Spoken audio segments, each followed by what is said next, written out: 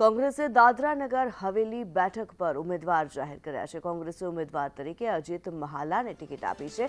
કોંગ્રેસે આદિવાસી ચહેરાને ઉમેદવાર બનાવ્યા છે, ત્યારે અજીત મહાલાની ભાજપના કલાબેન સામે ટક્કર થશે। જાવેદ વધુ વિગતો જણાવી રહ્યા છે। જાવેદ, દાદરા નગર હવેલી માટે થઈને કોંગ્રેસ દ્વારા ઉમેદવાર જાહેર કરવામાં આવ્યા છે, શું વિગત? જી, કોંગ્રેસે છેલ્લે જાહેર કરેલી યાદીમાં દાદરાનગર હવેલીનું જે સસ્પેન્સ હતું એ હવે ખુલ્લું મૂકી દીધું છે। કોંગ્રેસે અજીત મહાલાને ટિકિટ આપી છે। આદિવાસી ચહેરો છે, અજીત મહાલા યુવા ચહેરો છે। સ્વર્ગીય સાંસદ મોહન દેલકરના જે પત્ની કલાબેન દેલકર, જેઓ શિવસેનાથી ભાજપમાં જોડાયા છે અને એમની સામે હવે કોંગ્રેસમાં જે છે યુવા આદિવાસી ચહેરાને જે કોંગ્રેસે ઉતાર્યો છે, એટલે કે હવે દાદરાનગર હવેલીમાં સીધી કોંગ્રેસ ભાજપની ટક્કર રહેશે। જી, ધન્યવાદ જાવેદ આ માહિતી માટે।